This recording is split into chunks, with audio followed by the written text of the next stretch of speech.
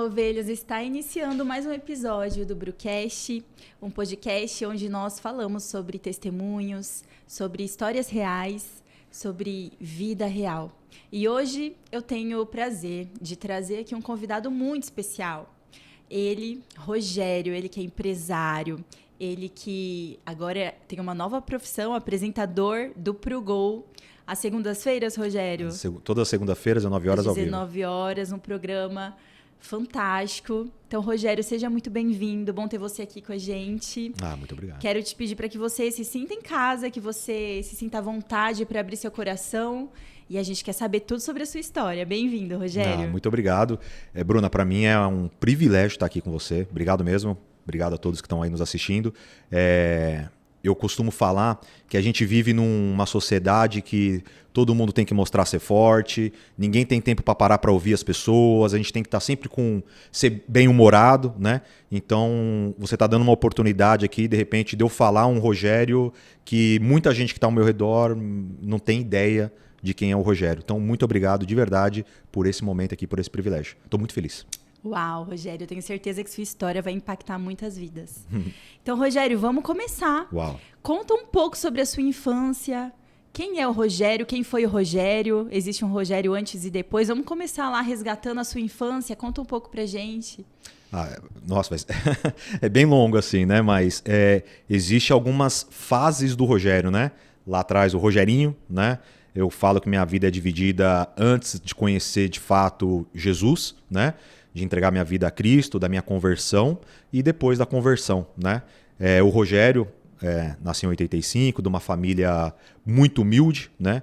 Minha mãe, a Célia Cristina, conhecida como Celinha, ela me teve com 14 para 15 anos de idade, muito nova, sem instrução, criada pela avó, né? Também não teve pai, ela não teve pai. A minha avó não foi criada pelo pai. Então, assim, depois de muito tempo eu fui ter entendimento de que era uma herança da família, né? Uma maldição, hoje eu creio que é uma maldição na família, de os filhos, de ninguém ser criado pelo pai, né? O pai da minha avó faleceu, o pai da minha mãe faleceu, não, na verdade, nem reconheceu a minha mãe, né? E aí também nasci sem um pai biológico, um pai de criação, que não me criou ali, né, no início, né? Então, assim, minha mãe muito novinha, né, sem instrução, muito simples. A gente morava num bairro ali na região do Ipiranga, muito humilde. Minha avó limpava casa, escritório, limpava empresas, né? Faxineira, para poder trazer um sustento. E tinha uma família por trás, onde minha história vai depois tomar um outro rumo, que existia uma família que morava próximo da gente, vendo aquela situação muito humilde, muito triste da minha avó, né? Uma mulher até batalhadora, que trabalhava, mas tinha a minha mãe, que tinha 15 anos grávida, e minha avó tinha outro filho, o Jardel, que ele já era assim, ele já trabalhava, ele estudava, ele trabalhava, ele era mais assim responsável, mas era uma vida muito simples. Então a família, um pessoal que morava próximo ajudava muito a gente, né? Então minha mãe me teve com 15 anos de idade, eu fui o primeiro filho dela, né? E assim, nessa situação que eu te falei, e minha mãe, ela não parou só em mim, né? Depois ela acabou tendo... Mas eu vou ter que fazer a conta aqui agora que eu perdi. Eu perdi aqui. Eu tenho a Jaqueline, tenho o Fernando, tenho a Sara, tem a Evelyn, tem o Ariel, tem mais uns 4 ou 5 que é triste que eu vou falar, mas teve aborto. Minha mãe abortou algumas crianças, né? E tem um irmão que é o Robson, que eu tinha mais ou menos uns 4 anos de idade. Agora eu não... Isso sempre foi uma discussão em casa, se era minha avó ou minha mãe, que eu não me recordo, que estava lavando roupa no quintal e eu era pequeno, né? Eu vi o Robson sangrando na cama, pelo nariz e tal. E ele engasgou com meses de vida e faleceu, né? Então foi ali um primeiro trauma que eu tive, foi a morte de um irmão pequeno, com menos de um ano, o Robson. E aquilo ali foi algo bem chocante. Imagino, depois de hoje, sendo um homem, pai de família, convertido, eu imagino também o trauma que deve ter sido para minha mãe biológica, para minha avó, né? Então ali eu perdi um irmão, né? E aí a vida foi indo com 5 anos, mais ou menos, Aí minha vida tomou um novo rumo, né? Essa família que morava próximo da gente, que cuidava da minha avó, cuidava da gente, né? Acabou pedindo para minha avó, para minha mãe, se podiam me criar, né? Olha só, eram amigos. Assim, minha avó, ela foi adotada, foi criada por uma família, né? Quando jovem também, a minha avó teve 3 filhos, né? Como eu falei, teve minha mãe, meu tio, Jardel, e ela teve um filho, que eu acho que minha avó faleceu há 3 anos atrás, e ela carregou uma dor por 83 anos, né? Acho que foi isso, 83 anos, que 83 anos que ela não teve com novinha, mas ela carregou por muitos anos uma dor, né? Uma vida inteira, porque ela trabalhava numa casa de família que tinha uma condição financeira boa na época, né? E ela teve um filho e essa família pegou o filho dela e deu para uma outra família. Pegou? Pegou. Não aceitou que ela tivesse um filho, né? Porque ela morava nessa casa dessa família e deu o filho dela. Meu Deus. Deu o filho dela. E nisso aí deu o filho dela, tal. Depois de um tempo minha avó engravidou novamente, que agora eu não me recordo se foi da minha mãe ou foi do meu tio, mas acho que foi do meu tio. Ela engravidou novamente, com medo deles darem novamente o filho. Minha avó fugiu. Minha avó fugiu e tal. Segundo o que toda a família fala, ela falava. Na época era matagal, essas coisas, né? Fazenda, chácara, sei lá. E ela logo pós ter o neném, né? Ela saiu no meio da chuva, com o pé em água, essas coisas, e ela até perdeu uma visão. Ficou cega de um olho, teve problemas, complicações, enfim. Então, assim, aí vem carregando isso, né? Aí minha mãe também, foi lá, não me teve com uma pessoa, né? E não teve também esse vínculo de casal. Depois minha mãe teve todos esses filhos que eu te falei, só que todos esses filhos não foi com o mesmo marido, né? Foi com mais 2 maridos, né? Ela teve outros 2 maridos, um deles, inclusive, logo 3 meses de vida, meus 4 primeiros meses de vida, minha mãe se juntou com um rapaz, né? Manuel, e até então, para mim, esse cara era o meu pai. Certo. Ele era meu pai, ele estava comigo ali todos os dias, ele que me ajudou muito a ter o gosto pelo futebol, pelo Corinthians. Olha que loucura, a gente tem uma coisa que não sai da minha memória, né? Que você tem que tomar cuidado com memória, com coisas que você coloca na cabeça de criança. Ele me levava muito para estádio, muito, Manuel. E eu lembro que em 93 a gente fez um pacto de quem falecesse primeiro, o outro levava a bandeira do Corinthians no caixão. Meu Deus. Eu nunca esqueci disso, nem sei se ele lembra disso, né? Eu era novinho, né, e tal. Então, assim, eu vivi mesmo sendo criado depois dos 5 anos por uma família, até então o Manuel era meu pai. Ele era meu pai. Era sua referência de pai. Ele era meu pai. Eu não sabia que ele não era meu pai. Você não sabia que era muito novo, né? Eu era novinho, pra mim. Ele era meu pai. Não tinha meu essa pai. compreensão. Eu chamava ele de pai, né? E aí eu fui criado por uma família, pela Célia, pelo Ademar, onde eu ganhei mais 2 irmãos mais velhos, o Marco Aurélio e a Gislene. Mas assim, eu era uma criança com 5 anos. Aí eu vou falar até algo que sempre ficou no meu coração, que às vezes a família que tem ali, eu vou falar da minha mãe e da minha avó, que fala assim, vai ser melhor para ele estar com uma família que tem uma condição melhor, que vai dar um futuro melhor. Mas será que aquilo é o melhor para aquela criança? Assim, muito tempo eu falei assim, minha mãe fez isso por amor, porque ela se preocupou comigo. E hoje eu tendo uma filha de 4 anos e uma filha de 5 meses, vai fazer 6 meses, eu acho que o maior amor é você ficar com seu filho e lutar com ele até o final, independente da sua condição financeira, né? Então, muitas vezes achei que era amor o que minha mãe tinha feito por mim, né? Mas não tiro também os motivos dela lá, sem instrução, muito nova e tal, não sei como foi feito a conversa no dia, né? E aí eu fui criado por essa família, pela Célia, pelo Ademar, que de fato se tornaram os meus pais, onde eu tenho... são minhas referências de pais. O Ademar, foi o maior presente que eu recebi de Deus na minha vida, né? Só que aí aos 8 anos de idade, eu descubro pela minha irmã até então mais nova, a Jaqueline, que veio depois de mim, que era filha do Manuel, né, de sangue. Ela me conta que o Manuel não é meu pai. Uma menina de 6 anos conta pro irmão de 8 anos. Aos 8 anos. Eu com 8 anos. E ela contou, não é. Eu acho que ela deve ter escutado em algum momento, né?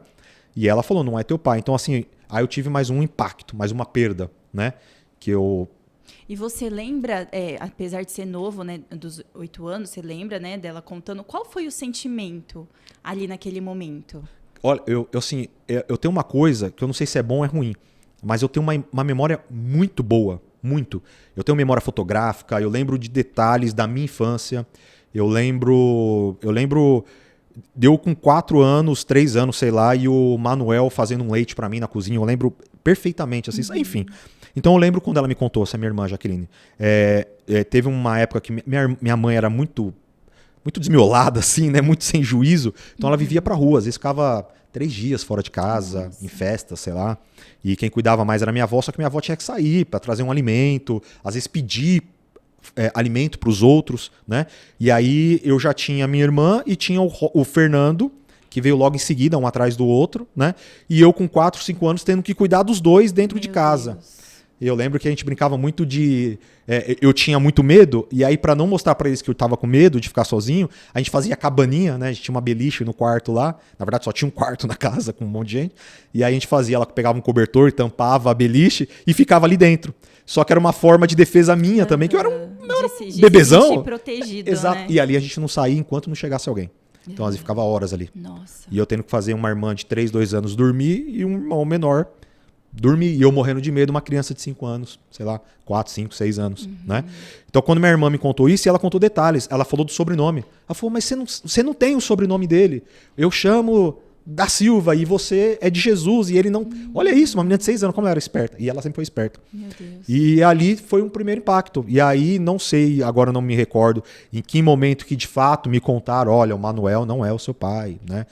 Mas assim, Deus foi tão cuidadoso comigo que ele já tinha me dado um novo pai, né? Que era o Ademar. Que era essa família Que era essa nova família. O Ademar, a Célia, que assim, eles me acompanharam desde quando eu nasci. Porque até então eu morava numa casinha, numa não sei se pode chamar de cortiço, mas eram várias casas assim, né? Juntas, né? E eles moravam numa casa boa na rua de cima, Sobradão e tal. Eles tinham uma condição... Eles eram trabalhadores, né? A minha mãe... e as duas chamam Célia. Minha mãe é Célia Cristina, gente. E a quem me criou, que minha Também mãe até é Célia Marisa. E aí... Eles me criaram, eles moravam na rua de cima, até deu um corte agora na minha cabeça aqui, não lembro a pergunta. Eu perguntei do sentimento, né? Você contou toda a história, né? Que você lembra de tudo quando você era criança, assim, de muitas memórias. Mas com relação ao seu pai, que até então você achava que era o seu pai, ele continuou te dando uma atenção? Como que foi? Ele também não era assim... Não era tão presente? Não, ele não era presente nem para os filhos dele, que era biológico. Que eram biológicos. Ele teve a Jaqueline e o Fernando com a minha mãe, né? Ele logo em seguida... Eles brigavam muitos, né? Eles eram jovens, né? Eu tento entender, né? Tentar entender o lado deles, né? Mas eles eram jovens. Minha mãe, acho que era baladeira. Ele também gostava dos forró da vida dele lá e tal. Então, brigavam muito e acabou. Se agrediam muito. Outra coisa que eu quero falar, você que é casal, tem que tomar muito cuidado com o que você fala na frente dos seus filhos mais uma vez, porque assim, eu presenciei muita briga de tirar sangue. Meu Deus. Pesado, né? Então isso ficou na minha mente, né? E eu lembro também de eu ter que ficar acalmando minha irmã porque eles estavam brigando. E eu, uma criança, sei lá, de 5 anos, 6 anos de idade. Então, só que o Manuel depois ele fez, sei lá, acho que ele tem uns 17, 16 filhos com várias mulheres diferentes, né? Então assim... E aí ele teve uma época também que ele levou... Aí mais uma perda pra mim foi... Eu tinha muito contato com a minha irmã, Jaqueline. Ela era, assim, a pessoa que eu, de repente, mais amava ali. Muito próxima de mim. E ele resolveu uma época aí, acho que foi pra Cuiabá, Mato Grosso, alguma coisa assim. Mato Grosso, Cuiabá. Que ele arrumou uma mulher e foi pra lá. Que ela era cantora de forró e tal. Fez filho nela também. E ele levou a Jaqueline. Esse aí gostava de fazer filho. Não, ele tem muito filho, muito filho. E ele levou a Jaqueline embora. Levou. Ah, tá. A Jaqueline ficou uns anos longe de mim. Então, assim, pra mim foi algo... Pra nós foi algo muito, muito marcante. Eu lembro, eu e minha mãe levando a Jaqueline na rodoviária pra ir embora com ele. Nossa. E uma irmã que eu tinha, era minha irmã ali, sabe? Um apego, né? Um apego. Então, assim, foi alguns traumas, né? Mas aí fui criado por essa família, ganhei uma família, Ganhei uma mãe maravilhosa, Célia Marisa, professora. Ela foi sempre, batalhou, começou como faxineira, veio do interior de São Paulo. Meu pai, torneiro mecânico. Foram construindo a vida aos poucos, né? Trabalhando. Eles são um maior exemplo para mim de superação, de trabalho, de que nada é fácil, mas se você ralar, você vai conquistar as coisas, né? Meu pai foi pagando estudo para minha mãe e ela se formou professora do estado, professora do estado e do município, né? Professora estadual e municipal da prefeitura. Se aposentou muito bem, né? Então me deram uma instrução, me deram estudo, me deram uma educação.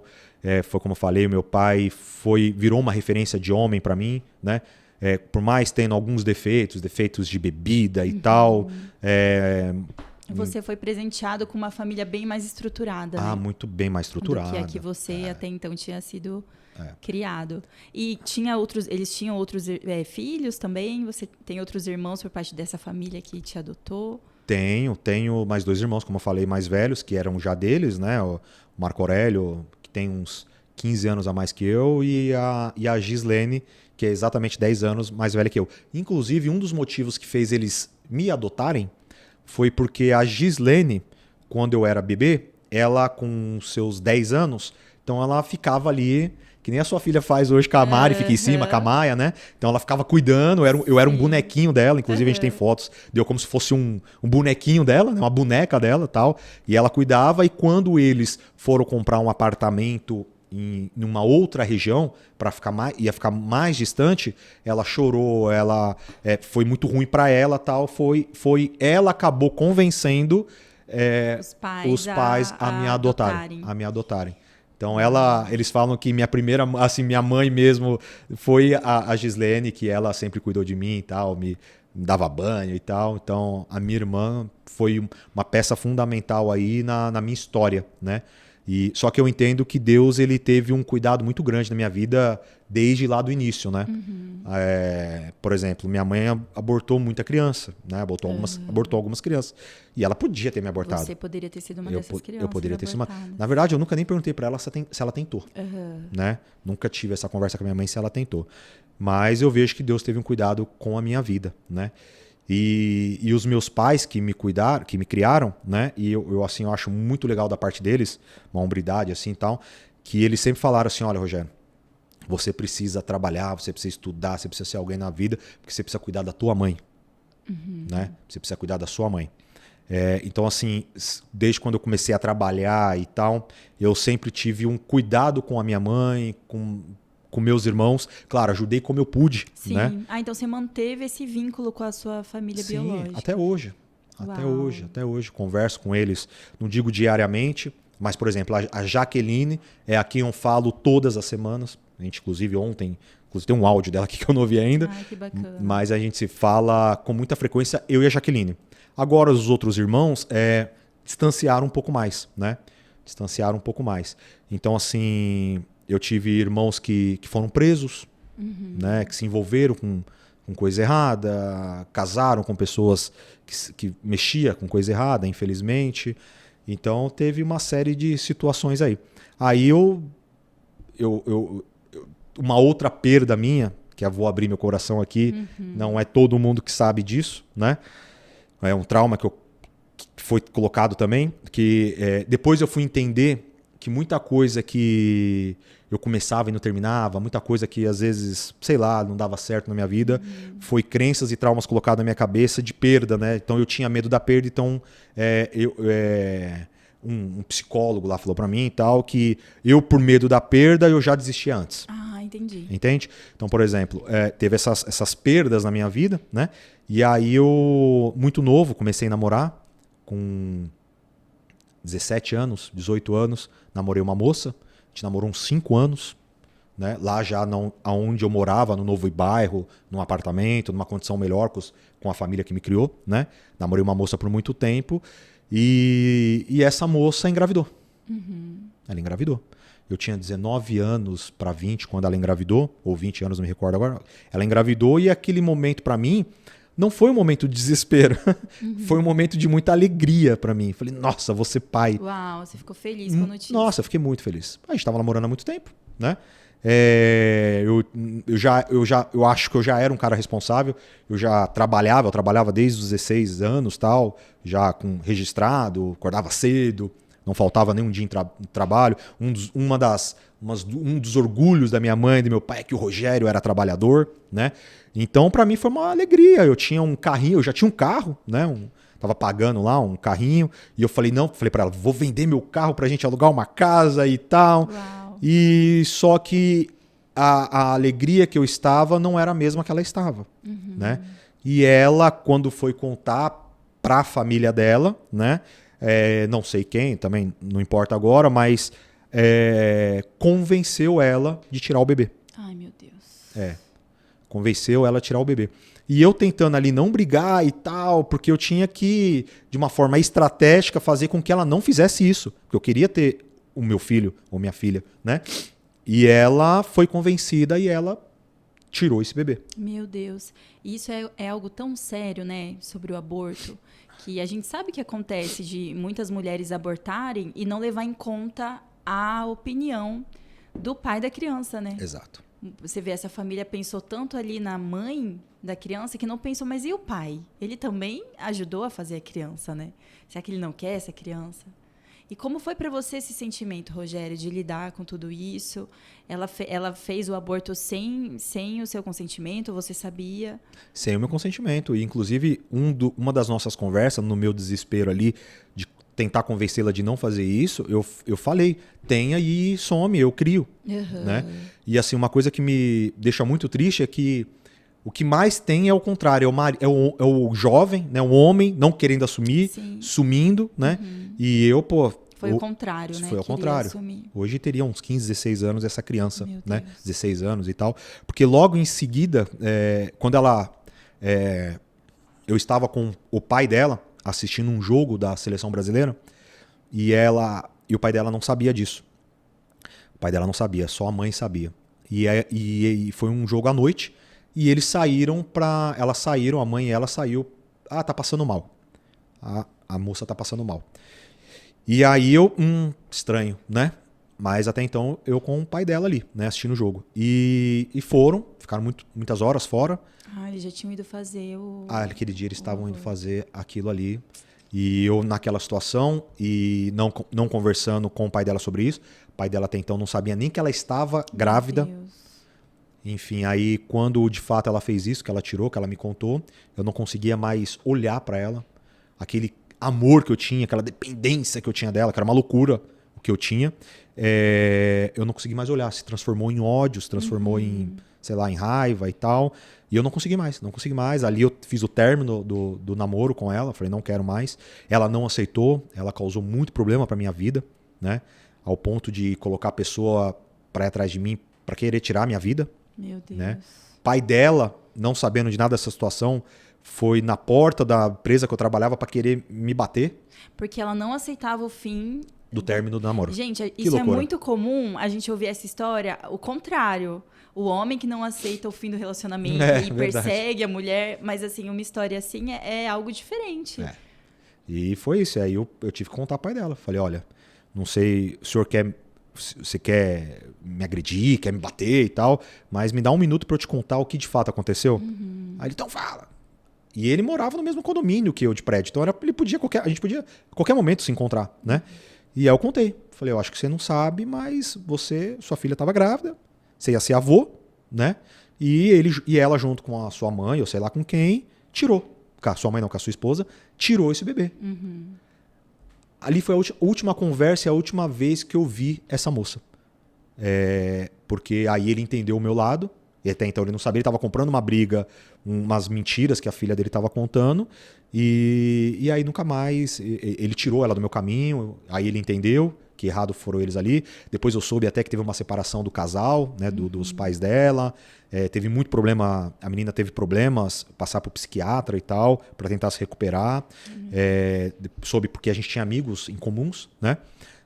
mas voltou, eles estão bem. Hoje ela está casada. Eu soube que ela casou com um amigo meu. Eu soube que recentemente ela teve um filho, então fiquei muito feliz por isso. Eu já liberei o perdão, perdoei ela, porque assim, ela também era uma menina. Sim. Eu não sei que tipo de orientação que ela teve por pessoas mais velhas. Hoje, sendo cristão, eu também não sei que orientação que a mãe dela teve, né? Às vezes a mãe dela também passou uma dor dessa. Então, a gente tem que entender, perdoo, e fico muito feliz que ela conseguiu casar, ter filhos, né? Ter filho. Não sei se tem mais de um, mas eu sei que teve uma menina, parece. Então, muito feliz mesmo. E logo em seguida, Deus me deu, acho que meu primeiro grande presente na vida, assim, que foi quando eu terminei com essa menina, e ela me causou algum... Como que Deus é, né? Vai mudando a sua rota, né? Quando eu terminei com ela tinha muitos ciúmes, ela falava... nessa época eu fazia academia, lutava boxe, né? Pode não parecer, mas eu... Teve essa fase. Teve essa fase, magrinho e tal, lutava boxe, e ela tinha muitos ciúmes, ela me causou alguns problemas nesse lugar onde eu treinava, né? Ficava tendo perseguição, né? Então eu fui treinar em outro lugar, e nesse outro lugar que eu fui treinar, no primeiro mês, eu conheci minha esposa hoje. Uau! Acredita? Conheci a Thalita, que é sua prima, dentro de uma academia, fazendo abdominal. Que loucura! Fazendo abdominal, na hora que eu olhei, falei, eita! Loirinha, olho claro e tal. Essa aí. Falei, nossa! Falei, mas essa moça jamais que vai olhar pra mim, né? E nessa época não tinha WhatsApp, não tinha rede social, tinha o Orkut na época, né? Nossa. E eu falei, eu preciso falar com essa moça. E tava tocando, meu coração, sabe quando tem que ir? Eu já entendo que o Espírito Santo, Deus já estava movendo, vai nessa moça, é essa moça aí. E eu falei, como que eu vou chegar nessa moça? E aí, olha como que era na época, jovens. Tá, Murilo, você que tá aqui, olha como que a gente fazia na época. Eu peguei o telefone, e antes disso, olha como que Deus preparou mesmo. Porque eu fui para essa academia por conta de uma situação, e a Thalita, ela trabalhava no escritório de contabilidade, né? E uma amiga dela, que era da igreja que ela frequentava, a Igreja Batista lá na Liberdade, as amigas dela eram donas, o pai era dono dessa academia. Olha só. Era dono dessa academia, que inclusive era a academia do Palmeiras. Olha, eu tava malhando na academia do Palmeiras. E os pais eram donos. E aí, a recepcionista, a administrativa, agora não me recordo, pediu conta, saiu, e elas pediram pra Thalita trabalhar um mês lá. Thalita, você pode nos ajudar um mês? Porque era do lado de onde a Thalita morava, era 2 quarteirões, né? Ah, claro, ajuda, não tem problema. Então a Thalita, eu acho que por permuta ali, fazia academia, né? Então Deus preparou tudo isso. Eu fui pra lá, a Thalita foi lá só ajudar um mês, e eu conheci a Thalita. Aí eu peguei o telefone da casa da Thalita, porque a gente não tinha celular, né? Peguei o telefone da casa da Thalita, e eu comecei a ligar para casa dela para falar com ela. Gente. Olha só. Bolou toda uma estratégia. Aí foi minha habilidade de vendedor, né? Porque a Thalita não sabia quem era eu. Aí a gente ficava horas no telefone, que naquela época de namoro, de flertar, era horas no telefone, né? E a gente ficava horas à noite no telefone e ela não tinha ideia de quem era o Rogério. Ela não tinha ideia do meu rosto. Ela fala que depois ela tentou pegar na ficha quem era o Rogério, mas eu não tinha foto na minha ficha. Aí eu começou a bater Aí o que eu fiz? Eu consegui convencê-la, assim, ela começou a ter um encanto. Você ganhou ela primeiro antes dela te pela ver, voz, né, pela conversa e tal. Mas aí começou a bater o desespero, eu falei... E eu ia pra academia, mas eu não me apresentava. Sou eu que tô falando com você no telefone. Eu não falava. E aí ela tentava falar com as meninas da recepção. Cadê o Rogério? Ele já foi embora e tal. Então nunca batia. Meu Deus. Olha só, ficamos assim. Era o medo dela te ver pessoalmente. Uma crença que eu tinha de que eu era feio, que eu era isso, que eu era aquilo, que eu não merecia, né? Depois de muito tempo que eu fui entender que eu tinha essas travas na minha cabeça, né? Esse vitimismo, sei lá, né? E aí eu comecei a colocar na minha cabeça, falei, só que aí se ela começar a achar que é os bonitão da academia? Porque tem os maromba na academia, tem aqueles caras lá, né? E tal, eu falei, e agora? Lascou, né, velho? E aí foi um dia que eu falei, agora vou ter que me apresentar. Então marcamos agora nós vamos nos conhecer, tal. E isso foi em abril de 2008, né? E até então nós estamos juntos e nunca separamos, né? Uau. Então são 16 anos, 2008, 16 anos que nós estamos juntos, e inclusive agora em abril, dia 26 de abril, que foi a nossa data de namoro, né? E olha que legal, ela que me pediu em namoro. Ai, meu Deus. Fica registrada. Então assim, eu falo que foi um grande presente na minha vida, porque a Thalita, ela me ajudou a transformar no Rogério que eu sou hoje, né? Eu brinco, assim, quem salva é Jesus, mas eu falo que ela salvou minha vida. Foi usada. Foi usada. Deus. Jesus, ela foi um instrumento de Deus na minha vida. Porque eu era um cara que até então era espírita, eu frequentava uma casa, um centro espírita, eu estava estudando para ser médium, para dar passe, né? Eu ia toda terça e quinta nesse centro espírita sozinho. É mesmo? Sozinho. E você gostava desse ambiente? Gostava, não vou negar que gostava, porque eu cresci nesse ambiente. Eu vim de uma família espírita, onde minha mãe é espírita, hoje minha mãe é da Seixonoye, mas a minha avó que me criou, ela era espírita, dava passe, incorporava. As minhas tias, que eram as minhas referências ali, elas são proprietárias de um centro espírita, então eu cresci num centro espírita, né? Era muito normal pra você. Era normal, pô. Tinha a questão de doação, então quando chegava o final de ano, eu era carente, eu era humilde, simples, né? Até eu ser adotado lá nos 5 anos. Então quando chegava final de ano ou alguma data específica, eles davam roupa. Às vezes a roupa que eu tinha, que eu esperava, era a roupa que o centro espírita dava. Era o tênis que eles davam, né? Então eu cresci nesse ambiente, eu não conhecia o evangelho, não conhecia, por mais que o espiritismo prega algumas coisas assim próximas, parecidas, né? Sim. Mas enfim, então eu cresci nisso. E aí com a Thalita, eu ainda namorando com a Thalita, eu ainda frequentava o espiritismo, certo. né? Então eu entendo que para ela foi um grande desafio, né? Porque ela tentava me levar para a igreja e eu crente, eu tinha pavor de crente, né? Eu tinha uma visão de crente absurda, assim, negativa, né? De pastor, né? Certo. De igreja. E até que ela conseguiu... vai pelo menos para visitar, né? E eu fui uma vez, como... Não sei se o inimigo ou se Deus já quis, né? Aí, enfim. A primeira vez que eu fui numa igreja com ela, né? Uma igreja batista no Ipiranga. Com ela e com a mãe dela. Que elas me levaram. Eu falei, tá bom, vai, eu vou. E aí eu fui, né? E nesse dia o pastor começou a falar mal do espiritismo, de Allan Kardec. Meu Deus. Aí eu saí de lá e falei, ué, vocês não respeitam? Você tá vendo? Como que você quer que eu venha pra cá? Aí ela, não, meu Deus. Mas eu entendo que ali Deus já quis colocar na minha cabeça algumas verdades que até então nunca tinha sido confrontado, sim. né? Nunca alguém falou isso pra mim. A gente sabe que o confronto dói, né? Dói. E só que, enfim, aí foi... Eu falei que a gente nunca se separou desde então, mas na verdade a gente teve uma separação. Porque é logo em seguida disso aí que a gente tava no namoro, muito recente, né? E eu era um menino, além de ser espírito, eu era do mundo, né? Sim. Eu bebia demais, eu fazia muita coisa errada, muito. Tinha muito vícios, muita coisa errada, muito. E aí ela... Poxa, sumiu de novo, fugiu. Que vocês separaram. Que eu separamos, desculpa. Então, ela virou pra mim e falou assim, Rogério, é o seguinte, a gente vai namorar, a gente tá namorando e tal, só que pra gente continuar, a gente vai ter que casar e você vai ter que frequentar a igreja comigo. Eita. Ela falou isso, novinha, com 23 anos. Ou é assim ou não é nada. Falou, desse jeito. Aí, o que eu falei pra ela?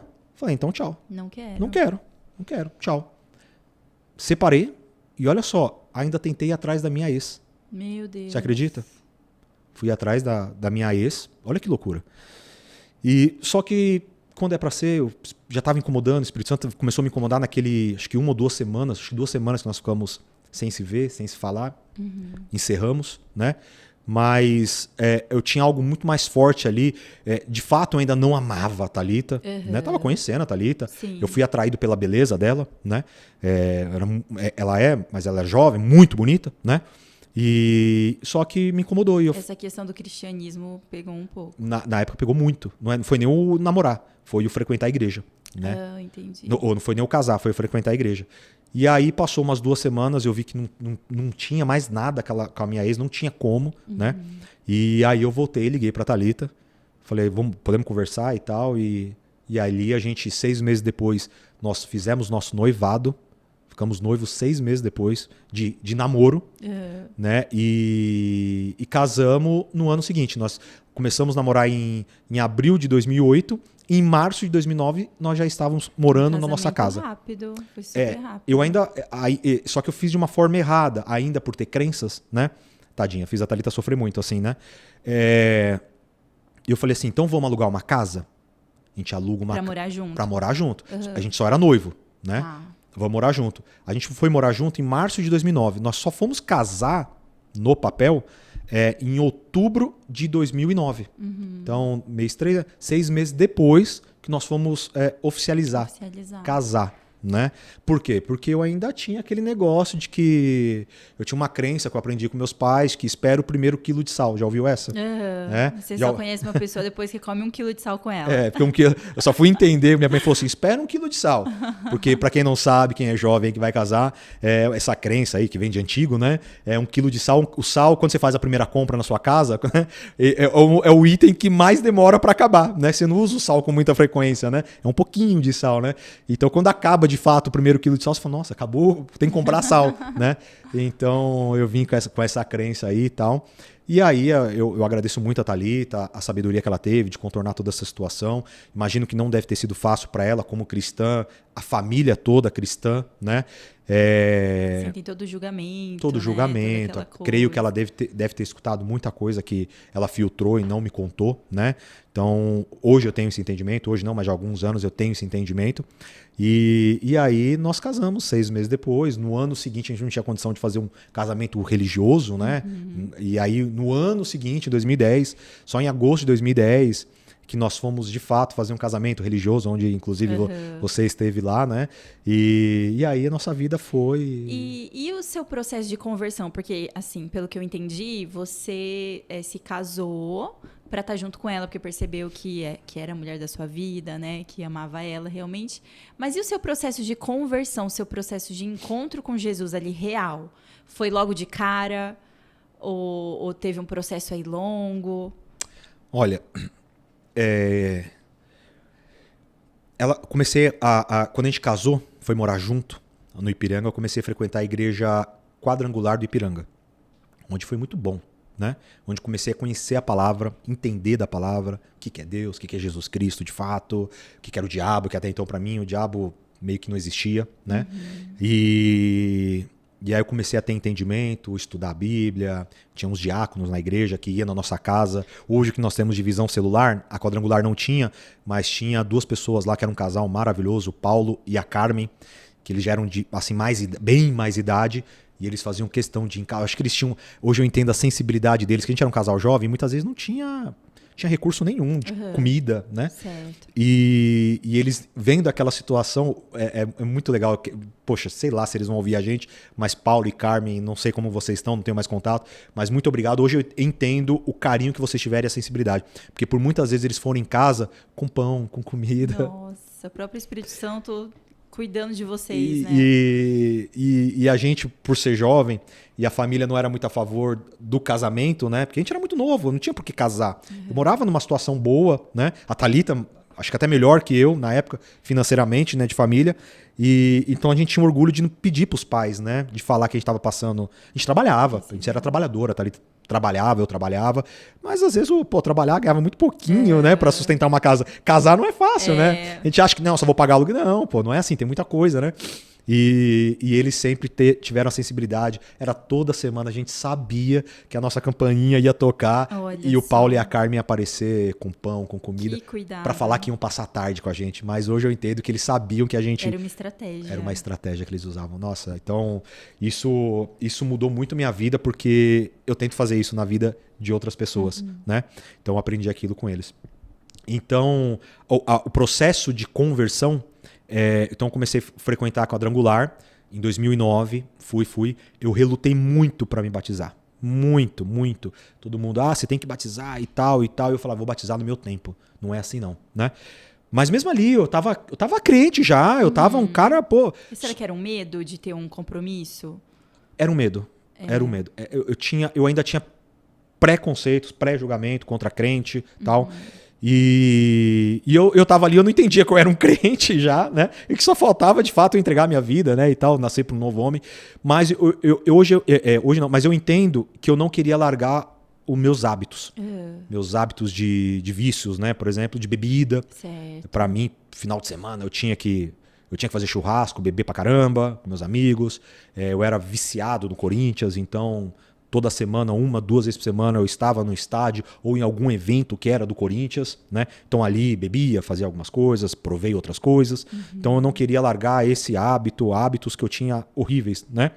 E eu só fui me batizar, descer nas águas em 2012. 3 anos depois de frequentando uma igreja. E a gente frequentava a igreja toda semana. E a igreja era na rua, virava a minha casa, era a igreja, né? Pastor Pagliarini era uma bênção, nossa. O primeiro pastor que eu tive assim, que eu aprendi a amar e amo até hoje e tal, pastor Pagliarini me ajudou muito, né? E eu converti, né? E o legal, assim, dessa minha conversão, que eu tenho um amigo de infância, que é o meu melhor amigo, né? A gente cresceu junto, nós temos mais de 30 anos de amizade. O William Juvencio hoje mora no Canadá, casado. E esse William, a gente era carne e unha, dava tal. E eu, sem ter me batizado, eu levei ele para a igreja quadrangular.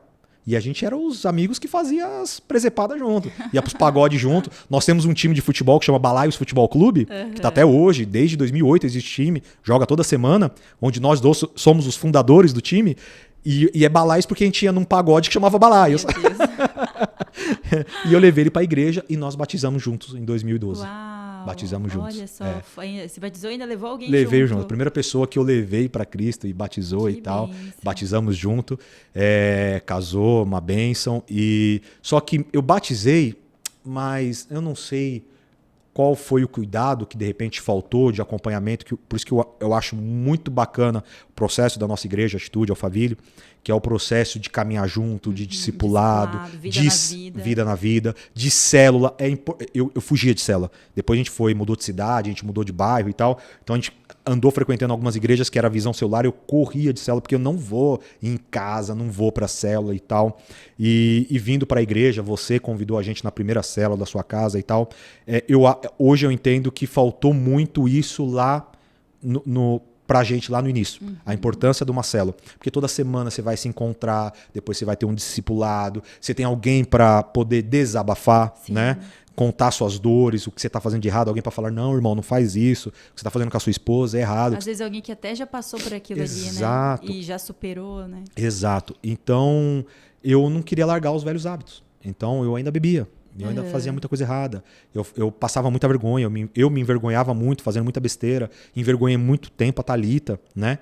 Então, eu só fui, de fato, parar de envergonhar a Thalita, entender, quebrar o que eu tava... Porque assim, eu me defendia falando, mas beber não é pecado, né? Pô, de fato não é pecado beber, né? Mas a partir do momento que você se escandaliza, que você se envergonha, que se uma pessoa do seu lado escandalizou com um gole, uma simples bicada que você deu numa cerveja, aí já é pecado, porque tá na Bíblia falando que isso é pecado. Então eu demorei muito para entender isso, eu me defendia muito nisso, não é pecado, né? Porque nas festas de Deus, de Jesus, tinha vinho, Jesus transformou água em vinho. Então eu ia nessas... Né, me defendendo em algumas passagens da Bíblia, né? E só há 2 anos, né? Em 2022, quando a gente começou a frequentar aqui a igreja Atitude Alphaville, que de fato eu larguei a bebida. Faz 2 anos, ou um pouco mais de 2 anos, que eu não coloco um gole de bebida alcoólica na minha boca, né? Nem na minha casa, entendeu? Então, não só a bebida, mas como outras coisas que eu fazia. O próprio futebol, né? O Corinthians, que eu lembro que você ia assim, todos os jogos, né? Era como um Deus no seu coração, era um Deus, mesmo, era né? Um Deus. Então, para deixar Deus tomar conta de tudo, teve que deixar esses outros deuses, né? Que a gente cria altares no nosso coração, né? Verdade. O altar da bebida, o altar do futebol. E eu percebo isso na sua vida, que você conseguiu se decidir por deixar Deus tomar conta de todo o teu coração, né? E hoje não faz mais falta. Não faz mais falta. Porque você nem vai mais ver o jogo do Corinthians. Meu Deus, o Rogério ia em todo jogo, ele não vai mais. Esses dias um amigo meu ligou, né? Falou assim, pô, meu, você não vai mais no jogo, vamos marcar de ir no jogo. Ele tem uma filha também e queria que a gente levasse as filhas, né, pro jogo. Aí eu falei, pô, irmão, tal, não sei. Ele falou, mano, você não vai mais pro jogo? O que você faz da vida? Eu ouvi isso dele. O que você faz da vida? Tipo, você não Porque vai mais... antes era a sua vida aquilo. Era a vida aquilo, entendeu? Então, assim, hoje eu nem lembro mais que o Corinthians joga. Eu perco jogos do Corinthians. Pô, eu me encontrei numa situação que eu falei, uau, como minha vida mudou. Foi num jogo ano passado, semifinal da Copa do Brasil, Corinthians e São Paulo. Semifinal de uma Copa do Brasil, Corinthians e São Paulo, né? Caiu numa quarta-feira. E na minha cabeça o jogo era 9h40, né? E a minha filha, a Maia, ela falou assim, papai, vamos pra igreja. A gente não ia pra igreja aquele dia. E aquele dia eu até falei, aí mais tarde eu dou uma passadinha e vejo o jogo do Corinthians, né? Aí a minha filha, pai, vamos pra igreja, vamos pra igreja, pra igreja. Falei, filha, vamos pra igreja. Uau. Eu falei, vamos pra igreja. Aí depois quando chegar da igreja, eu vejo o finalzinho, segundo tempo do jogo, né? Tá bom, fomos pra igreja. Quando eu cheguei na igreja, um irmão nosso lá da igreja, o Gil, e o pastor Adilson, né? Eles falaram assim, corintiano, já tá perdendo de 1-0. Eu falei, tá perdendo de 1-0? O jogo é 9h40. E eu querendo entrar lá pra assistir o culto. Não, até 1-0. Eu falei, que isso, pô? E aí, beleza, vamos pro culto. E eu despreocupado, vamos pro culto. Aí, como tô no culto, o Gil olha pra mim e faz assim, 2-0. Ai, meu Deus. Eu falei, como assim 2-0, cara? Aí eu peguei meu celular, aí eu olhei lá num site lá, o Corinthians já tava jogando, já tava acabando e o São Paulo já tava ganhando. Esqueceu o horário. Não esqueci, você vê. Já tava desligado. Já tava desligado. Então, assim, eu soube ontem, num programa que a gente faz ao vivo, segunda-feira, que o Corinthians vai jogar hoje, terça-feira. Então, assim, vai pro ar esse programa no sábado, né? Mas nós estamos gravando hoje, terça-feira, dia 9 de abril, né? Eu soube ontem que o Corinthians jogava hoje. Então, assim, Deus curou isso em mim. Aleluia. Aí você, esposa, que tem o desejo de ver o seu marido liberto desse vício do futebol, há esperança pra você, ó. Rogério é prova viva disso aqui, ó. É isso aí. Não desista do seu marido. Não desista. Não desista. A mulher porque a Thalita teve... Conta sobre a Thalita, sobre essa importância dela nesse seu processo, né? Acredito que ela teve que usar muito o fruto do espírito ali, a paciência, né? Conta um pouquinho como foi pra ela isso. Assim, você, na sua perspectiva, né, de marido. Olha, a Thalita... Eu amo muito a Thalita, demais. Eu tenho até que me controlar para não virar de repente, um ciúmes. Eu fui muito ciumento, né? Não virar uma doença, uma dependência, sei lá, né? Colocar a Thalita como um ídolo, né? Mas eu amo demais a Thalita, porque a paciência que ela teve comigo, a sabedoria que ela teve comigo, porque assim, a Thalita teve todos os motivos para separar de mim várias vezes. Várias vezes. E ela não separou, né? Então, acredito que as orações dela, enfim, junto com a mãe dela, que depois eu soube que minha sogra foi uma pessoa fundamental.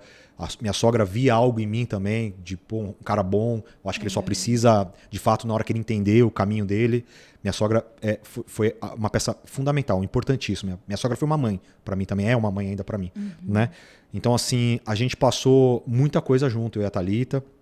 Casamos muito jovem, né? E a gente já tentou ter filho logo de início. Eu queria ter um filho já logo de início para meio que cobrir aquela perda daquele filho que eu não tive, né? Eu sofri no início, porque quando tinha Dia dos Pais, para mim era muito triste Dia dos Pais. Porque sempre vinha aquela lembrança. Sempre vinha aquela lembrança que eu podia ser um pai hoje, e aí vinha a minha história. Dia dos Pais, Dia das Mães, para mim, sempre foi datas horríveis para mim. Péssimas. Porque assim, a gente falava assim, porque Dia das Mães, porque eu tenho 2 mães. Sim. Então eu tinha que me dividir, qual mãe eu agrado, senão a outra sofre, mas eu tenho que honrar minha mãe que me criou, mas e a mãe biológica que é simples? Nossa, pra mim sempre foi péssimo essas datas comemorativas. Natal, eu passava um Natal muito bom com a minha família que me criou, mas e minha mãe biológica, o que ela tava comendo com meus irmãos? Nossa, olha, até eu entender, virar a chave que eu não tinha que sofrer com isso, eu sofri por muitos anos. Eu chorava nessas datas, né? Então a Thalita foi uma pessoa que ela me ensinou muita coisa. Ela me orientou muita coisa, não só na questão do evangelho, da palavra, mas ela me orientou muita coisa. Então, logo no início, a gente tentou engravidar e a gente não conseguia engravidar, né? Jovem, um casal jovem, tentava, né? Tava jovem, né? E a gente tentou, não conseguiu engravidar. E aí chegou uma época que a gente falou, pô, a gente tem algum problema, né? A gente não tá conseguindo engravidar. E a gente começou a procurar 8 anos depois, mais ou menos, 8, 9 anos depois, tentando engravidar, não conseguindo, né? A gente começou a procurar o que a gente tem, né? E a gente passou por alguns médicos, né? E todos eles falavam, vocês não tem nada. Até que o médico, de fato, ele identificou um pequeno problema, explicando assim de forma bem grosseira.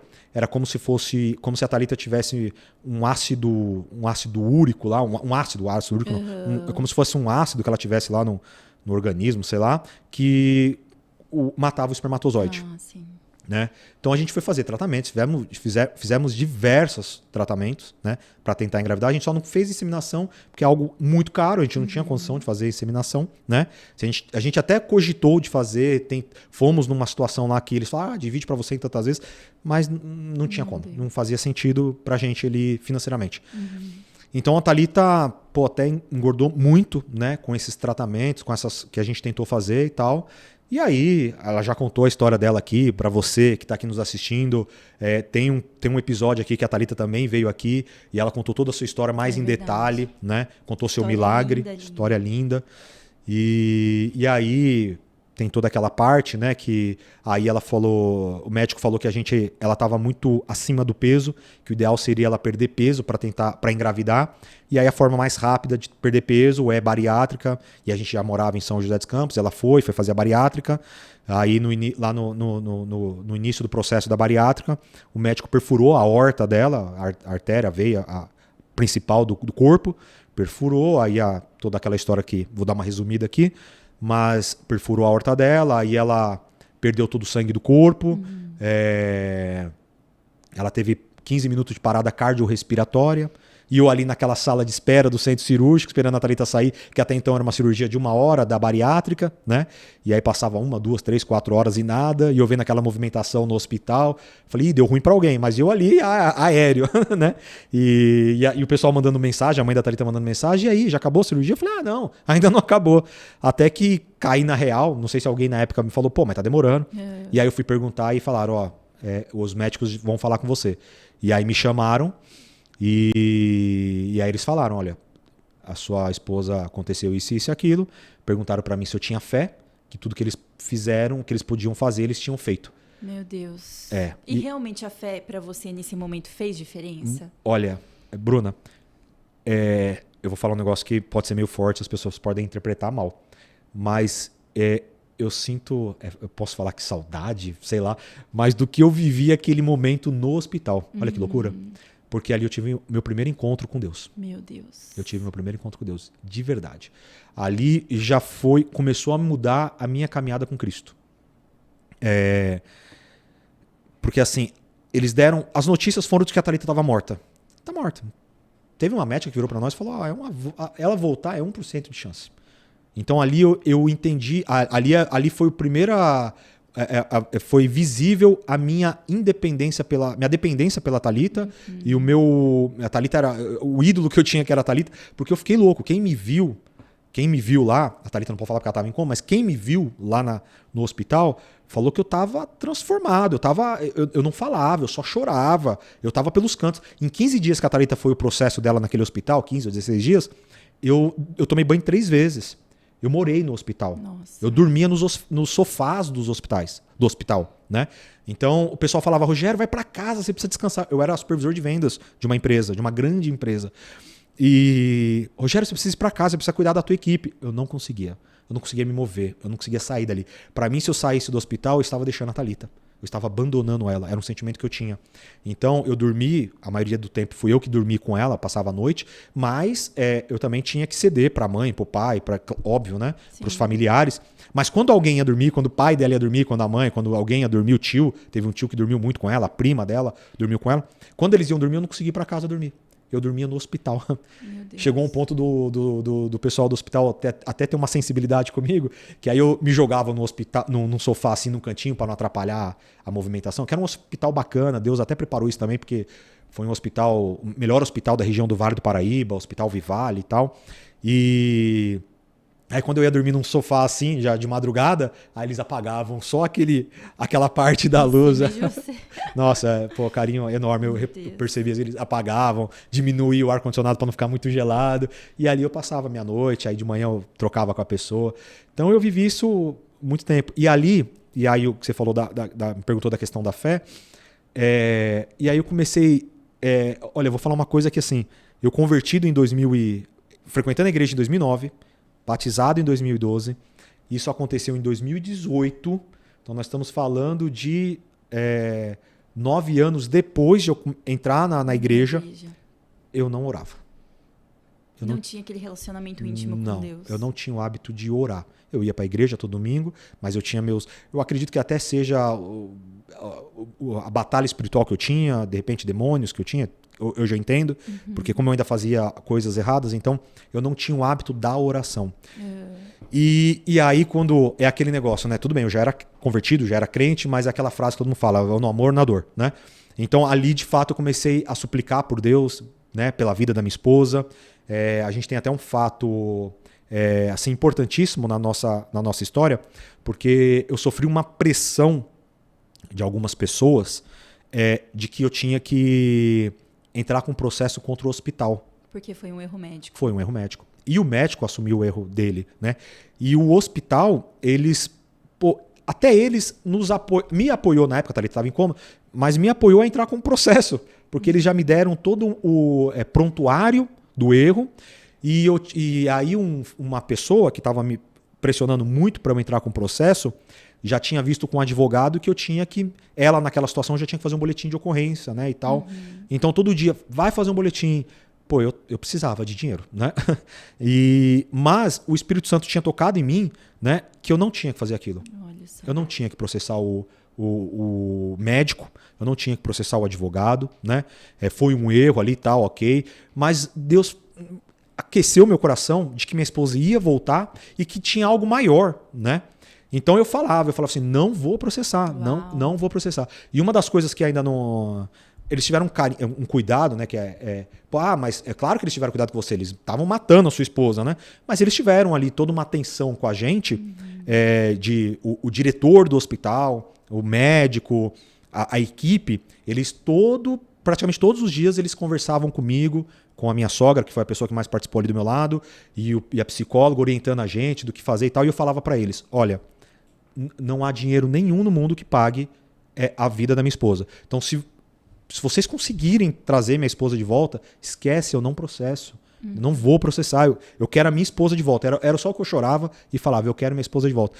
E ali, no hospital, eu tive um encontro com o Espírito Santo, com Deus e tal, de que ela não ia morrer. Ela ia voltar, né? Minha sogra, mais sábia, já na fé há muito tempo, ela me acalmava. Teve um dia onde a Thalita estava praticamente morta, porque passava as horas e a Thalita não voltava, né, do coma profundo, só estava por aparelho. Ela virou para mim e falou assim, Deus falou comigo que minha filha não vai morrer, mas ela foi contra tudo que todo mundo estava vendo e falando, né? Porque chegou um ponto que tinha mais de 20 pessoas no hospital, todo mundo, os familiares de São Paulo foram para o hospital, né? Porque a gente estava sozinho em São José dos Campos, e já estavam vendo até onde que ia enterrar. Meu Deus. Né? E aí eu tive meu primeiro encontro com Deus. Teve a fé fortalecida. A fé fortalecida. Eu senti um quentinho assim meu coração, sabe? Eu tava frio no hospital, mas eu ficava quente porque eu sentia o Espírito Santo do meu lado no sofá e vai dar tudo certo, filho, fique em paz. De verdade, eu tive um encontro com Deus absurdo naquele hospital que eu não tive novamente, né? Que eu não tive novamente. Por isso a saudade. Por isso a saudade. Foi muito forte, né? Foi muito forte. A presença de cuidado, né? Muito do forte. Espírito Santo. Muito forte. E aí ela voltou, teve alta. 4 meses depois que o médico deu alta para ela poder ter atividade física, poder ter relação novamente sexual. E aí 4 meses depois, que é a primeira relação, ela engravida. Olha isso, gente. Ela engravida e minha filha tá aí, vai fazer 5 anos no final do ano. E aos 39 anos minha esposa engravida novamente. Da Mari, hoje eu tenho 2 anjos aí, para honra e glória do Senhor. Que testemunho incrível. Então, assim, a Thalita me ajudou muito na questão da minha conversão, da minha fé. Eu vejo muito Deus através da vida dela, muito demais, né? É claro que a gente tem muita coisa que a gente precisa sempre aprender, tá caminhando e tal, mas ela é uma pessoa que, ela foi enviada por Deus na minha vida. Eu até brinquei com ela várias vezes, né? Isso lá atrás, né? Eu falava, amor, quando eu fazia as coisas erradas, ela brigava comigo, né? Aquela ameaça de que ia separar. Eu falei, pode separar, mas eu não separo de você. Você vai casar com um cara aí e eu vou ser motorista de vocês. Eu vou morar na edícula do fundo. Então, sempre brinquei isso com ela, mas de fato, amo muito minha esposa. Ela é um presente de Deus e não me vejo longe dessa mulher. E ela é brava pra caramba. Mas eu amo muito, muito, muito a minha esposa. Ela foi peça fundamental para minha transformação. Uau. Pra minha Porque a transformação. mulher sábia edifica a casa É e isso a aí. tola derruba com as próprias mãos. Verdade. Então, mulheres aí que têm dificuldade com o marido, permaneça fiel ao Senhor, permaneça fiel em oração, porque o milagre acontece, né, Rogério? Acontece. Eu vou falar uma das atitudes que eu quero replicar isso para minha filha quando ela casar. Espero que o marido dela, vou orar para não dê trabalho para ela, né? Mas uma coisa que eu vejo que a Thalita foi muito sábia, não sei se isso foi ensinamento da mãe dela, da avó, que ela tinha muito contato com a avó, né? Juversina.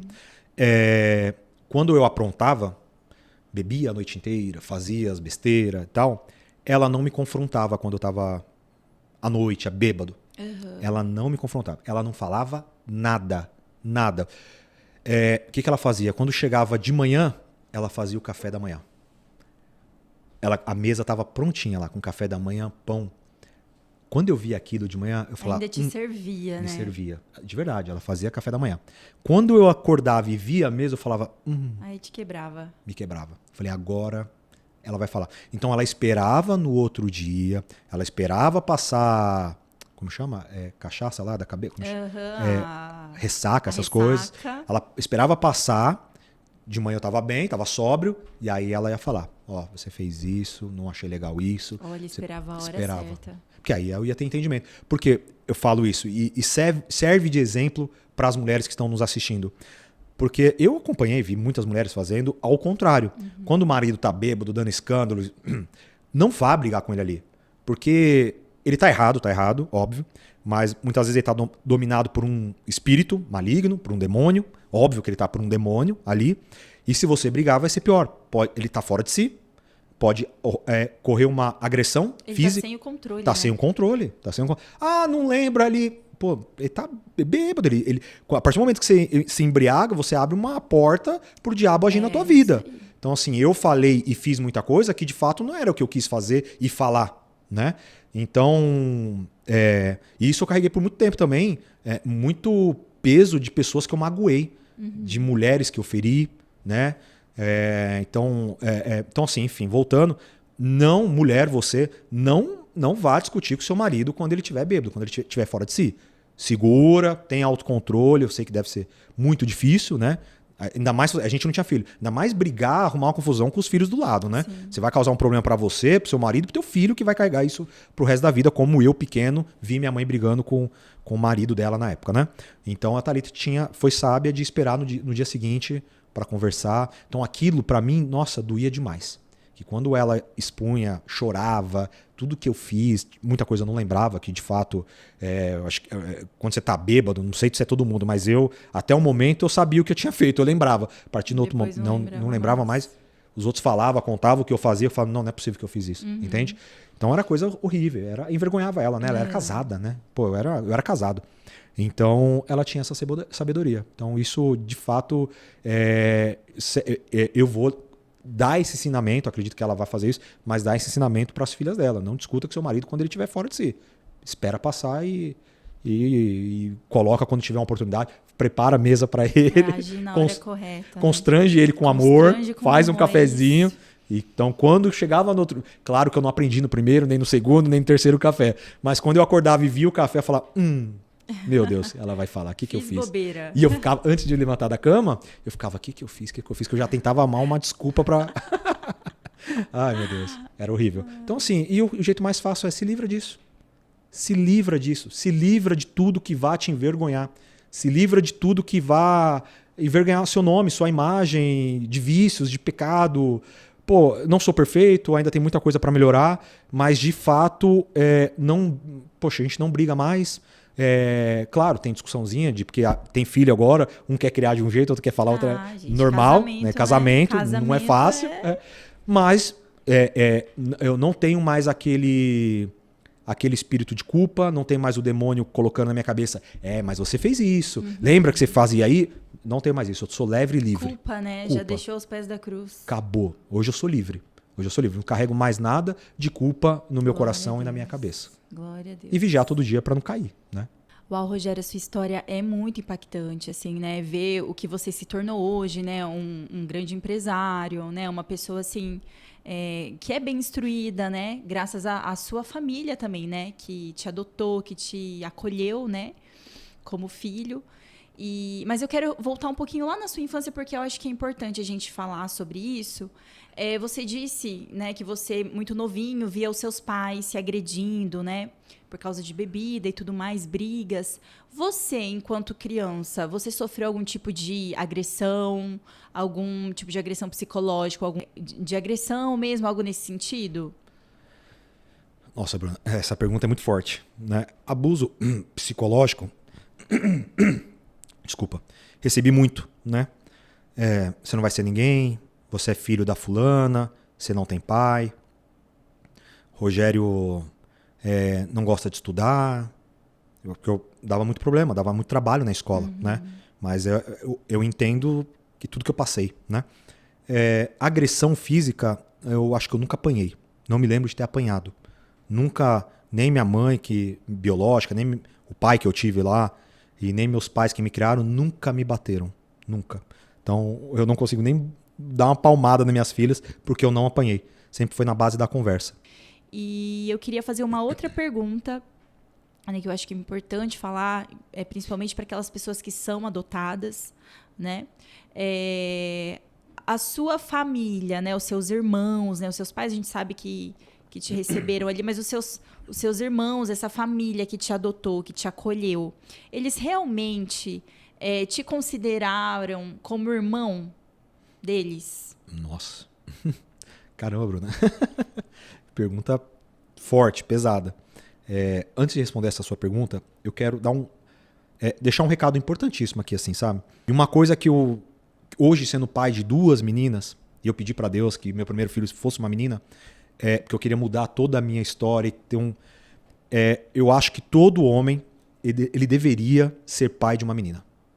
Ele deveria ter uma menina. Porque um homem sendo pai de uma menina, ele vai enxergar o mundo de outra forma. O cuidado que você tem que ter com uma menina, né? A delicadeza que uma menina que uma mulher né? Não estou falando que não é que é um sexo mais frágil, tal. Não tô fragilizando. Mas, de fato, é uma mulher. Você tem que ter um cuidado com uma mulher. Diferente. É diferente uma menina do menino, né? Eu vejo hoje, sendo pai de menina, tipo, brincadeiras como, que eu fiz, todo mundo faz, meu filho vai ficar com a sua filha, né? Então, assim, você já vê que isso tem um machismo. Sim. Né? Porque a pessoa, o pai da pessoa que brinca, meu filho vai ficar com a sua filha, e as pessoas que estão ao redor riem, dão risada disso. Então você vê que a gente é machista e nem percebe. Sim. Por que teu filho vai ficar com a minha filha? Tipo assim, o homem é o superior, né? Então assim, eu vejo nos pequenos detalhes que essa questão do machismo no dia a dia. Quando você fala, por exemplo, eu tive minha segunda filha há pouco tempo. É uma menina. E você não consegue fazer filho homem? Pô, qual é o problema de ter uma mulher? Sabe? Então, assim, o mundo é machista. Eu fui muito machista. Hoje, tendo filhas, mulheres, eu entendo o que é o machismo, de fato. E, então, por isso que eu falo que todo homem ele teria que ter uma experiência, ele tem que ter uma experiência de ter uma menina.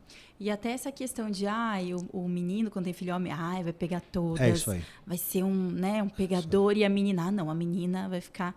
Mas não deixa de ser um abuso emocional com a criança. Até esse tipo de piada, de brincadeira perto das crianças, assim, a pessoa não percebe que já está tirando a inocência da criança, né? Que tem aquela fase de fantasiar, deixa a criança ser criança... Na fase de criança, né? Pensar em namoro, isso aí é lá pra frente. É isso aí. Mas o que a gente vê, principalmente com os meninos, é essa grande questão. Não, porque você tem que namorar. Já tá namorando na escola? Já tem namoradinha? É isso né? aí. Então, isso é muito sério, muito preocupante. Demais, demais. Então, eu sei que é difícil de mudar isso, né? Porque tem uma frase no mundo que fala, cuide da sua ovelha, que o meu cabrito tá solto. Acho que tem alguma coisa assim que eu ouvi muito isso, né? Então... É isso. Acho que todo homem devia ser pai de uma menina, para ele, que aí ele vai entender de fato o universo feminino. É incrível, Rogério. Incrível. É isso. E respondendo a tua pergunta, Nossa, você me pegou aqui, é muito forte, tentando achar palavras, né? Porque assim, a minha mãe e meu pai que me criaram, a Célia e o Ademar, amo muito. São pessoas importantíssimas na minha vida. Meu pai, eu perdi ele em 2020, na pandemia, com câncer. O último dia, a última noite dele de vida foi comigo, que ele foi já desfalecendo, já morrendo, soltando, vomitando já os pedaços do fígado e tal. E eu passei essa última noite com ele, 6 horas da manhã, quando minha mãe chegou no hospital, ele apertou a mão da minha mãe e faleceu. Nossa. E ali foi, eu não vou esquecer uma frase dele, no meu casamento religioso, onde você esteve, que meu pai via mais ele bêbado do que ele sóbrio, né? Infelizmente. E ele, numa frase que ele virou no meu ouvido, junto com a minha esposa, me abraçou, bêbado no meu casamento, falou assim, e meu pai não tinha religião, meu pai ele era até meio incrédulo, né? E ele virou e falou assim, você é o maior presente que Deus me deu. Uau. Essa frase eu guardei pra mim. Isso aqueceu meu coração. E aí, assim, agora a questão dos meus irmãos. Assim, o meu irmão mais velho, ele foi minha referência, porque ele era um cara estudioso, ele era um cara vendedor, comunicativo, né? Eu sou vendedor por conta do meu irmão mais velho. A primeira empresa grande que eu trabalhei, foi ele que me colocou lá e ele trabalhava lá, né? Então, assim, ele foi uma referência para mim por muito tempo. Mas a minha irmã, ela, como falei lá no início, ela que me tinha como bebê dela, eu acabei sendo criado através dela, né? Fui adotado através dela, mas eu sempre tive um sentimento de que, fato, não muito por eles, que eu não era filho deles, não era pertencente àquilo ali, mas uma coisa importantíssima que também fica aí de alerta para você que quer adotar, ou você que vai adotar uma criança, ou adotou. Eu e a Thalita, nós entramos na fila de adoção em 2017 para adotar uma criança, porque até então a gente não tinha filhos. Fizemos todo o processo para ser habilitado no Cadastro Nacional de Adoção. Depois a gente acabou saindo quando teve nosso filho, que a gente achou não era justo a gente entrar na fila, adotar uma criança, sendo que a gente já teve um filho, né? Então a gente passou a vez para outras pessoas. Mas você que vai adotar uma criança, ou que adotou, esteja ciente. Quem está adotando e vai dar amor é você e seu marido, você e sua esposa. Porque você está trazendo uma criança, inserindo numa família que não foi ela que adotou. Não foi os tios que adotaram. Não foi a avó, não foi os irmãos, não foram os primos que adotaram. Foi você, marido, mulher, que adotaram aquela criança. Então fique muito ciente. Voltando à tua pergunta, eu sempre senti, e conversei isso muitas vezes com a minha mãe, porque meu pai não dava para ter esse tipo de conversa, né? Tava quase sempre embriagado, alcoolizado, mas sempre conversei com a minha mãe, a pessoa cabeça, sempre foi meu alicerce, minha mãe foi muito a minha conselhadora, tal, até hoje. Sempre falei, eu não sou adotado pela tua família. As suas irmãs, seus irmãos, que eram meus tios, não me adotaram. Não me adotaram. Você via em pequenos gestos. Desde pequeno, me adotaram com 5 anos, sei lá, o Natal, ou o avô, a avó, ou o tio lá, que tinha uma condição melhor, deu presentes pros sobrinhos, né? Pros netos. Mas eu não ganhava. Mas não deu pra você. Sabe? Não sei, nunca se repararam nisso. Mas eu reparava. Tratavam diferente. Muito. E eu era uma criança com 5 anos que foi inserido naquela família. Então, é o que eu tô falando. Quem adota é o pai e a mãe. A família não adota. Eu tenho uma situação que eu lembro uma vez, a minha avó, que até então tinha como vó, faleceu, que é a mãe da minha mãe que me criou. Ela uma vez, mas ela estava também já uma senhora, já bem velhinha, já tinha às vezes esclerosada, né, e tal. Ela falou assim, filha, falou pra minha mãe, ela morava no interior, né? Filha, você pode vir aqui, mas eu não quero esse menino aqui. Nossa. Pô, eu era um jovem, um adolescente. Então, aí a minha mãe falou assim, mãe, se ele não pode vir, eu também não posso, porque ele é meu filho.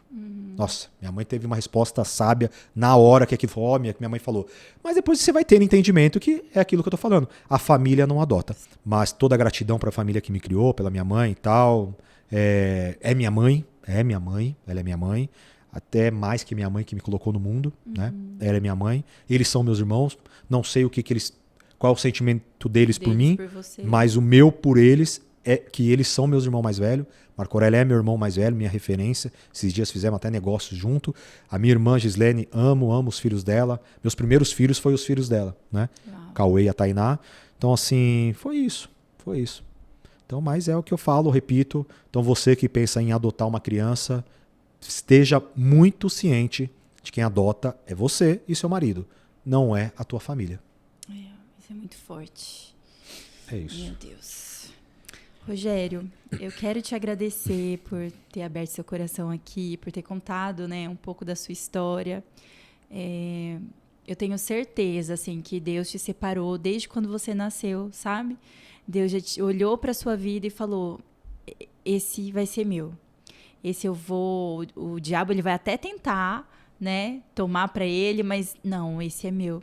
Então, assim, que a sua vida, que o seu testemunho alcance, assim, uma multidão de vidas, sabe? Eu creio que Deus, através de tudo que você viveu, das suas dores, das suas marcas, os seus traumas, né, que agora estão curados em nome de Jesus, que você vai mesmo resgatar muitas vidas. Eu creio. Porque a gente precisa de histórias reais, testemunhos reais de gente que passou por dificuldades, mas que se superou, né, graças à bondade de Deus, e a gente vê que você enxerga essa bondade de Deus na sua vida. Então, muito obrigada, Rogério, por compartilhar aqui, por abrir o seu coração, né, contar coisas até que você nunca abriu para ninguém. Que Deus abençoe sua vida. Muito obrigada, Rogério, de verdade. Amém. Primeiro, eu que agradeço novamente, como eu falei no início, é um privilégio, é uma honra estar aqui falando com você de verdade. Poucas vezes eu fiquei 1h30 falando da minha vida para alguém e alguém parou para escutar. E obrigado por esse meio de comunicação, porque outras pessoas vão escutar e espero que seja edificante para muita gente. Muita coisa ainda, a gente fez um resumo, né? Que são muitas coisas para contar. Eu creio hoje que eu vou, de fato, que nem você falou, ajudar outras vidas, ajudar outras pessoas. Recentemente tive um chamado pastoral. E eu creio, algo que eu sempre corri, que eu era contra, tinha julgamento, preconceito contra pastor e tal, e hoje eu já me vejo, de repente, um futuro pastor, né? Cuidando de pessoas. E o Rogério, que aí fica para uma segunda entrevista, mas um Rogério também na questão profissional, que trabalhou, não sei se vocês sabem, não sei, o Murilo, um menino mais novo, mas uma carteira de trabalho, ele tem 10 registros, eu tenho 24 registros. Eu tenho 3 carteiras de trabalho, abri 9 empresas, então tentei por muito tempo empreender e tal, então tem esse lado empreendedor também. Então, assim, sou muito grato por tudo que Deus fez na minha vida, que eu entendo que teve a mão dele, o carinho dele, a mudança de rota, cada situação, para eu aprender, amadurecer e tal. De repente, hoje, para as minhas filhas ou não, ou para o ministério pastoral, para ajudar outras pessoas, enfim. Então eu vejo que teve um cuidado de Deus na minha vida. Então, mais uma vez, muito obrigado, de verdade. Estou muito feliz de ter dado essa entrevista aqui para você, Bruna. Amém. E para você que assistiu o nosso podcast, mais esse episódio, se você, de certa forma, foi impactado por essa história, se você conhece alguém que precisa ouvir o que o Rogério contou, aproveita, envia, né, o link aqui do nosso canal, para que essas pessoas assistam, para que sejam também impactadas por essa história. Se você ainda não é inscrito no canal, se inscreve, porque aqui você vai ter a oportunidade de conhecer muitas histórias relevantes, histórias de transformação de vida. Que Deus te abençoe e até uma próxima. Tchau, tchau!